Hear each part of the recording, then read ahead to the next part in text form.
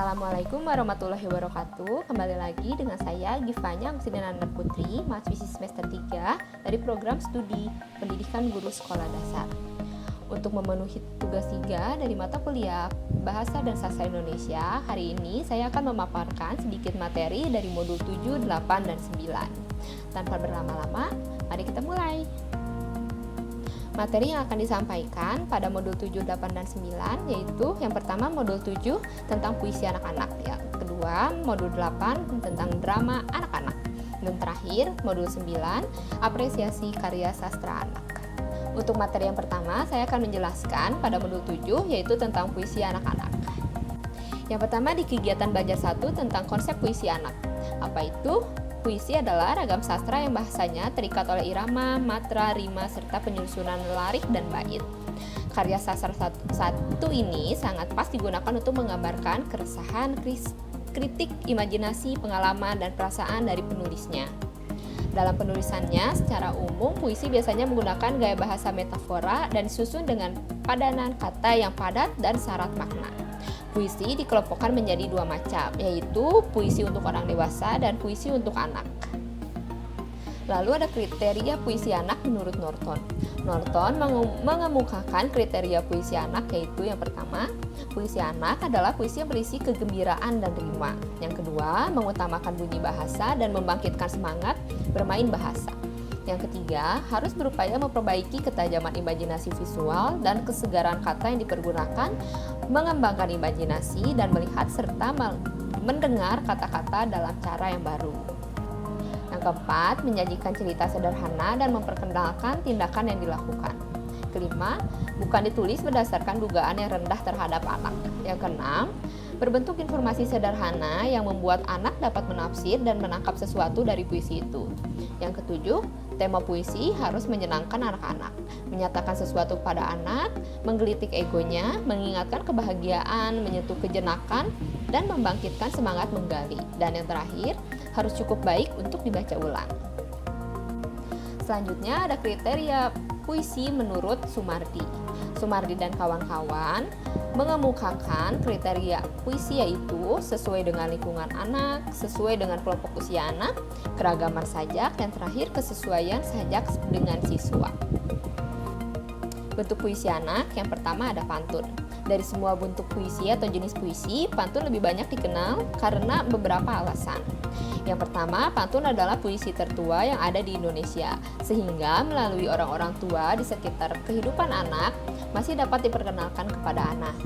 Kedua, pantun juga masih dikenal dan digunakan di lingkungan kehidupan anak, seperti di banyak daerah di Indonesia yang masih mempergunakan pantun sebagai bahasa dari pelaksanaan upacara adat. Yang ketiga, dalam beberapa permainan anak digunakan pantun yang dijadikan permainan antar teman dalam senda gurau, terutama di desa-desa yang biasanya dinyanyikan.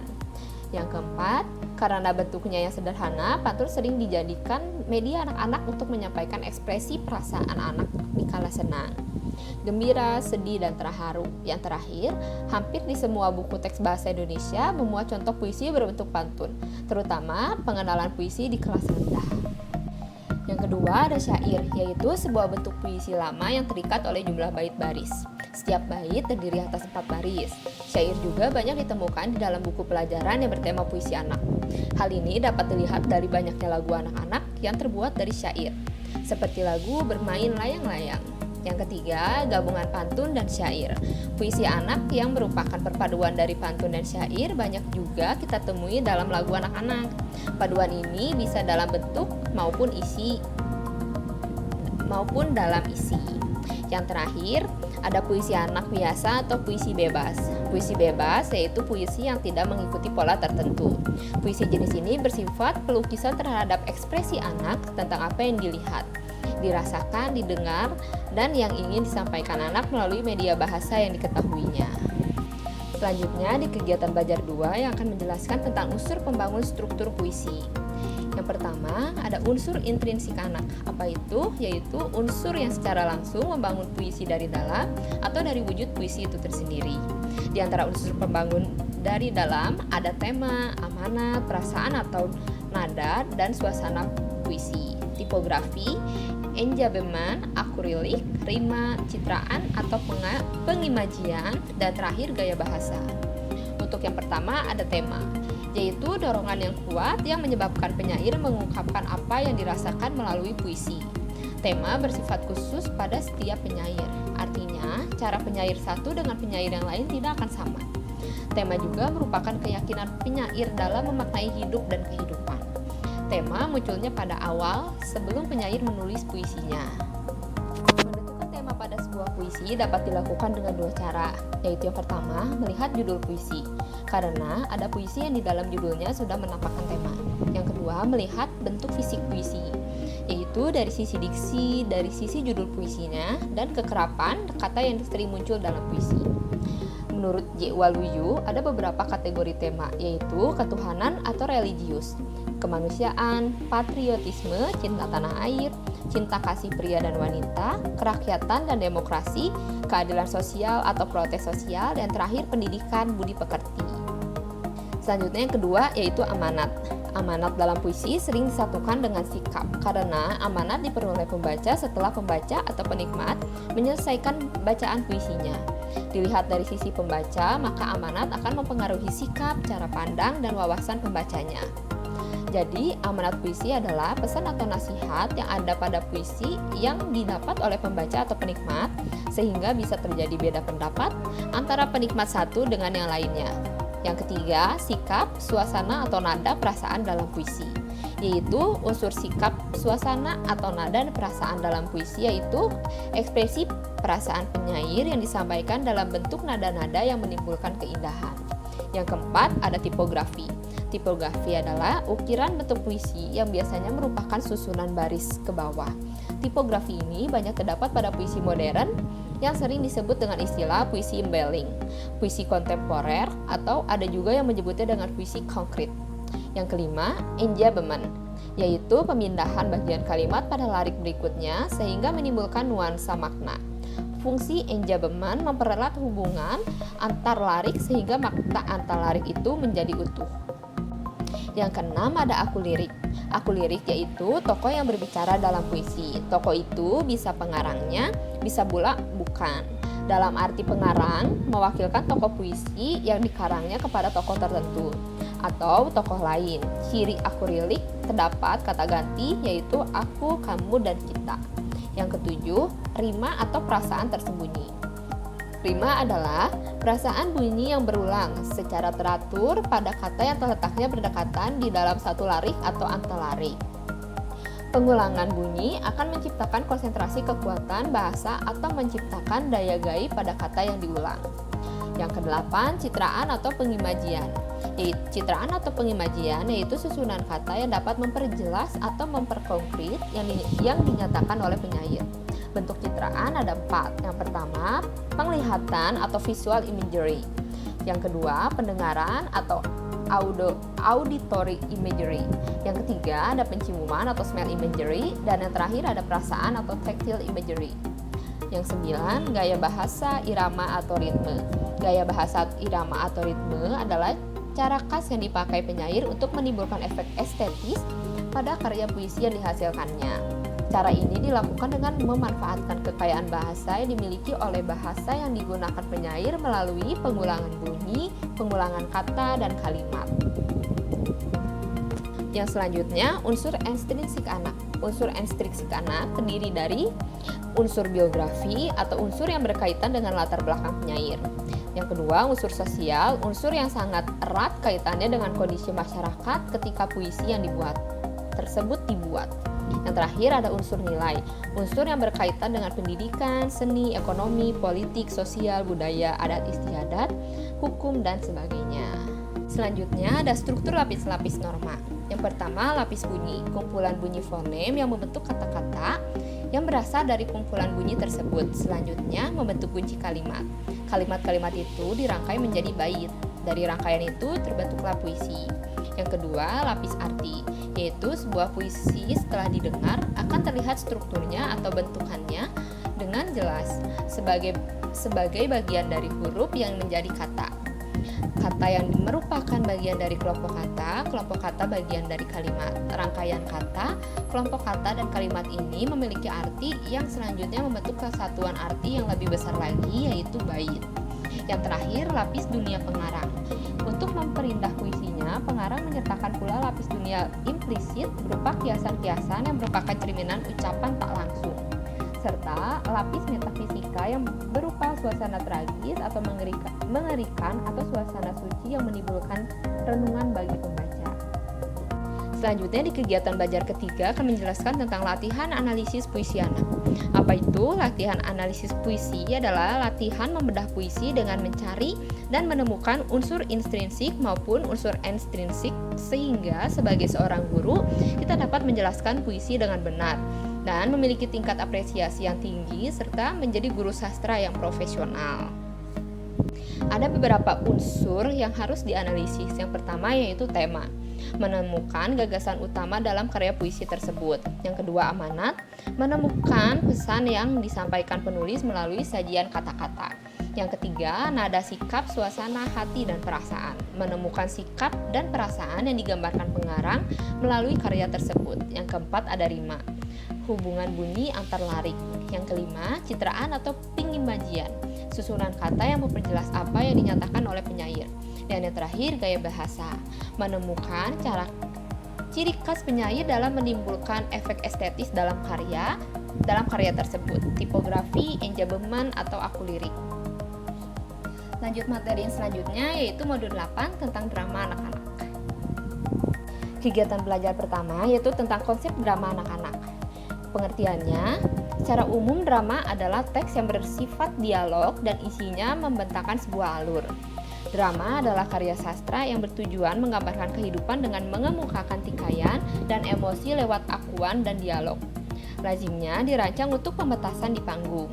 Yang kedua, secara khusus, pengertian drama anak-anak yaitu proses lakuan anak sebagai tokoh dalam berperan, mencontohkan atau meniru gerak pembicaraan seseorang, menggunakan atau memanfaatkan pengalaman dan pengetahuan tentang karakter dan situasi dalam suatu lakuan, baik dialog maupun monolog, guna menghadirkan peristiwa dan rangkaian cerita tertentu. Yang selanjutnya, bentuk drama anak-anak. Bentuk drama anak-anak memiliki unsur-unsur drama yang bersistem. Struktur drama anak-anak merupakan kesatuan yang bulat dan otonom. Maknanya ditentukan oleh hubungannya dengan semua unsur-unsur lainnya yang terkandung dalam struktur tersebut. Jadi, untuk menangkap sebuah teks drama anak-anak, dibutuhkan suatu pembacaan yang bulat. Tidak hanya membaca bagian-bagian tertentu saja, namun harus dibaca secara keseluruhan dan selesai sampai tamat agar tidak dapat menangkap maknanya secara utuh. Satuan bagian yang utuh dalam teks drama mempunyai unsur protagonis, tokoh utama, antagonis, tokoh yang anti terhadap tokoh utama, dan tritagonis, tokoh yang mendukung tokoh utama. Peristiwa yang berbentuk sebagai alur dan latar yang padu, serta menunjukkan keterkaitannya sehingga membentuk tema kehidupan.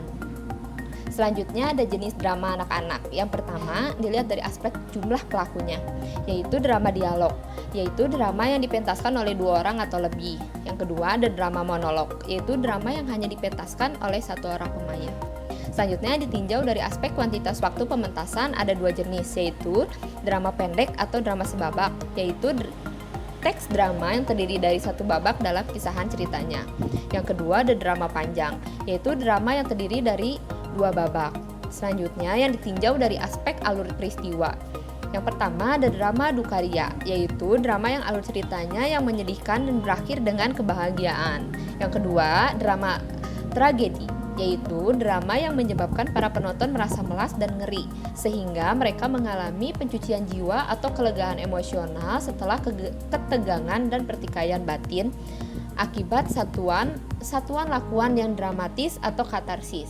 Yang terakhir ada drama komedi, yaitu drama yang menyebabkan para penonton merasa gembira karena arus peristiwanya jenaka dan lucu. Selanjutnya yang ditinjau dari aspek kehidupan, ada drama domestik atau drama dari kehidupan rakyat biasa, drama borjuis, drama yang bertema tentang kaum bangsawan. Selanjutnya yang ditinjau dari aspek media pementasan, ada drama radio, drama televisi, drama pentas atau panggung. Selanjutnya yang ditinjau dari aspek keaslian penciptaan teks, drama, yaitu ada drama asli dan drama terjemahan. Selanjutnya ditinjau dari aspek cara penyajiannya. Yang pertama ada drama pantomim atau drama yang dipentaskan tidak menggunakan kata, tapi hanya menggunakan sikap dan gerak yang diiringi musik. Selanjutnya ada drama tableau, drama yang dipentaskan tanpa gerak dan pengucapan, merupakan seni reposisi dengan sikap yang diikutkan narator untuk memberi prolog. Selanjutnya ada drama kreatif, drama informal yang dibuat anak untuk partisipan. Yang keempat, sandiwara boneka, yaitu drama yang pemerannya menggunakan boneka yang mewakili pemeran aslinya. Yang kelima, drama bacaan, pementasan dramatis yang diformalisasi dari teks oleh kelompok pembaca. Yang terakhir ada drama opera, drama panjang yang seluruhnya dinyanyikan dan diiringi oleh musik. Selanjutnya kegiatan belajar 2 tentang unsur pembangun dan struktur drama anak-anak. Yang pertama, unsur intrinsik drama anak-anak. Unsur-unsur intrinsik yang membangun karya drama anak yaitu tokoh, alur, latar, dan tema. Yang pertama, tokoh pelaku anak-anak dan orang dewasa atau biasa juga berupa boneka, binatang, tumbuhan, atau benda mati. Yang kedua, ada alur, disebut juga struktur drama yang terdiri dari perkenalan, konflik, anti klimaks, dan penyelesaiannya. Konsep alur atau struktur drama anak-anak yaitu perkenalan, adalah bagian rangkaian peristiwa dalam drama anak-anak yang berisi keterangan mengenai tokoh dan latar. Yang kedua ada konflik, yaitu tahapan rangkaian peristiwa dalam drama anak yang menimbulkan suasana emosional karena pertentangan antara manusia dengan alam. Manusia dengan sesama manusia, manusia dengan penciptanya, dan manusia dengan diri sendiri. Yang ketiga ada anti klimaks, yaitu tahapan rangkaian peristiwa dalam drama anak-anak yang menunjukkan perkembangan lakuan ke arah selesaian.